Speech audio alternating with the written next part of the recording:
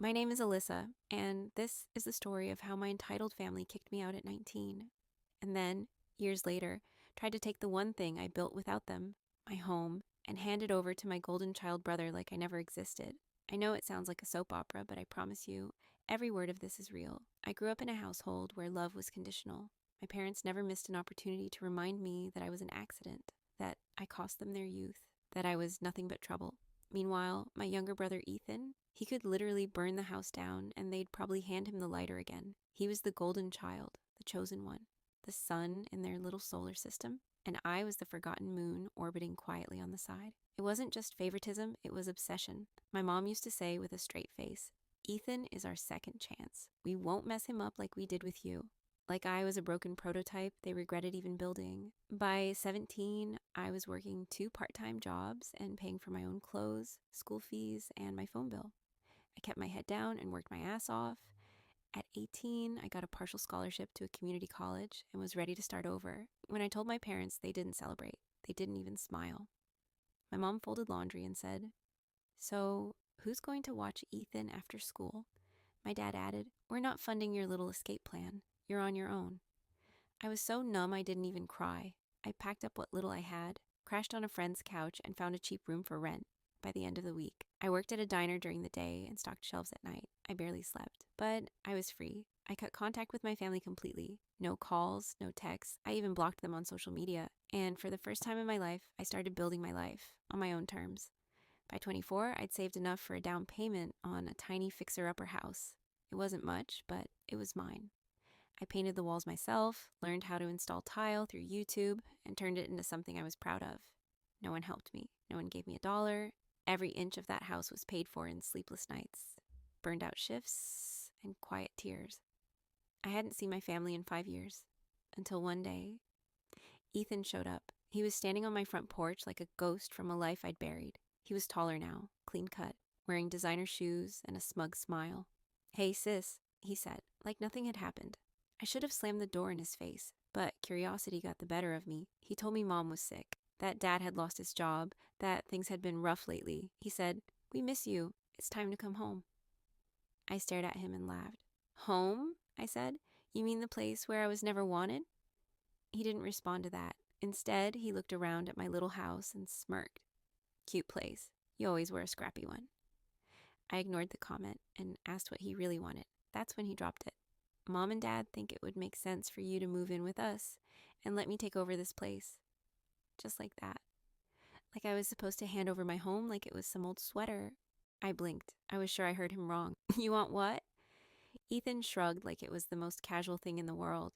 "It's just logical, Alyssa. You don't really need a whole house to yourself. And Mom and Dad think it would really help us out. I'm getting married soon, and..." I cut him off. "You're getting married and your first move is to come for my house?" He looked offended, like I was being unreasonable. "This doesn't have to be ugly," he said. "You can move into the spare room at home. You'd be with family again. Isn't that what you want?" That word, family, hit like acid in my throat.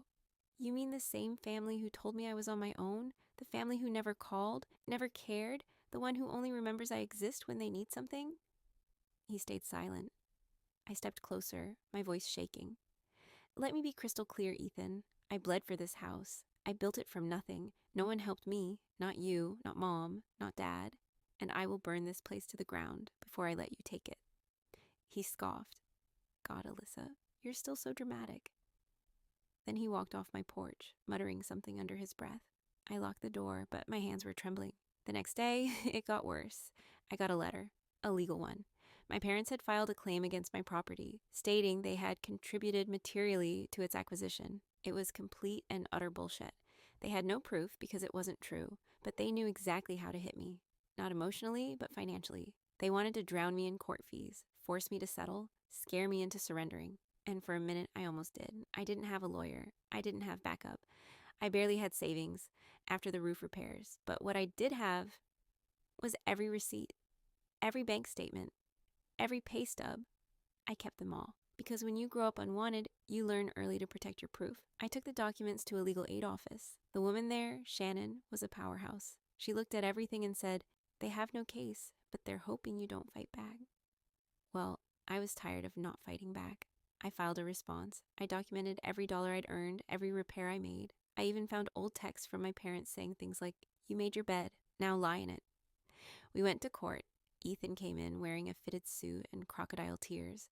My parents sat behind him, whispering and shaking their heads like I had betrayed them. I took the stand. I told the truth. I told the judge about the years I spent working double shifts and the nights I cried in my car, the way my parents only ever reached out when they wanted something. Then I said something I hadn't planned on. I'm not fighting to just keep a house. I'm fighting to protect the only thing in my life that I didn't have to beg someone to love. The judge ruled in my favor. The case was dismissed. My parents were warned about filing false claims. Ethan stormed out of the courtroom like a child denied candy. I walked out, free. 2 weeks passed after court. I thought it was over. I let out the breath I'd been holding for 5 years, until Ethan showed up again. This time, he didn't even bother with charm. "You might have won in court," he sneered, "but that doesn't change what you owe us. You wouldn't have survived without the roof we gave you growing up. We raised you." I laughed. I couldn't help it. "Raised me?" I said. "You mean neglected me until I could feed myself, then kicked me out the second I wanted a future?" He pulled something from his pocket, a flash drive. "You sure you want to keep pushing this?" My heart sank. "What is that?" "Let's just say we have some photos you might not want floating around. You were kind of a mess in college, remember?" It was a bluff. It had to be. I stared him down and said calmly, "If you had anything real, you'd have already used it in court. You're just hoping I'll crawl."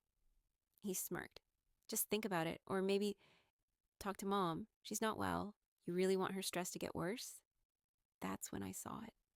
The manipulation, the same cycle, the same guilt-tripping game they'd played for years. Weaponizing illness, throwing veiled threats, playing victim while bleeding others dry. And I realized something. I wasn't scared anymore. Later that week, I went to the bank. I refinanced my house and put it in a trust with one stipulation. If anything ever happened to me, it would go to a domestic violence nonprofit. Not Ethan, not my parents, not even distant cousins.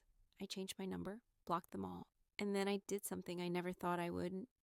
I posted the whole story on a private social forum, anonymous, raw. Everything from the eviction at 19 to the courtroom showdown. The response? Overwhelming. Hundreds of strangers, people who'd gone through the same twisted family loyalty abuse, flooded me with support. This is my life too. Thank you for saying what I never could. I'm finally cutting ties. And that's when it hit me. I wasn't alone anymore. A few months later, I got a small box in the mail. No return address, just my name. Inside was a cheap photo frame with a picture of me as a kid, probably 7 or 8, smiling with chocolate ice cream all over my face. Behind the photo, folded into quarters, was a note. "We still think of you. We're still your family. But you've made your choice. Don't come running back when it falls apart." I laughed. I wasn't running back. I was running forward. I took the frame, walked outside, and smashed it against my driveway. The glass shattered, the picture tore, and I felt something I hadn't felt in years. Peace. Real, solid, quiet peace. Not the kind that comes from pretending. Not the kind I faked to survive under their roof, but the kind I earned. Epilogue. Today, I'm 30 and still in that same house. It's filled with light, plants, and people who choose me. Not because they have to, not because they want something, but because they love the version of me I fought to become. So to anyone out there who's been told they owe their family their life, you don't. You owe yourself a life you don't have to escape from. And that's exactly what I built, on my own. 10 years passed. I didn't speak to my family once. I built a life full of small joys, late night tea, soft music, friends who became family. I grew into a version of myself I didn't even know was possible. And then, out of nowhere, I got a call. It was from a hospital 3 towns over. My mother had died. I hadn't even known she was sick again. The nurse said she'd suffered a stroke. No one was there when it happened. She died alone. They found my number listed as her emergency contact. I wanted to scream. I hadn't been her daughter in over a decade. "Do you want the body released to you?" the nurse asked. I said no. The next day, my father called me, the first time I'd heard his voice in years. "You left us," he spat. "You should have been there. She was your mother." I paused. Then I said quietly, "You kicked me out when I needed a mother. We're even." I hung up. I blocked him. Again. But the story didn't end there. A few months later, I got another call, this one from a mutual acquaintance. Ethan's marriage had exploded. Apparently, the perfect little wife he married, she found out about all the lies, the lawsuits, the threats. She'd had enough. She left him, took their daughter, filed for full custody, and Ethan, he spiraled, quit his job, moved back in with Dad, now a bitter, broke old man whose golden child had finally tarnished. I heard from someone in town that the two of them live in that creaking old house I once escaped from. The same walls, the same coldness. Only now, instead of me being the scapegoat, they tear each other apart. My dad's health is failing too. Karma's slow, but precise. One night, I received a handwritten letter in the mail. No return address, just scrawled lines on wrinkled paper. You were right to leave. I see that now. I was so angry back then, but you were the only one who ever saw through all of it. I hope you're happy. I really do. Ethan.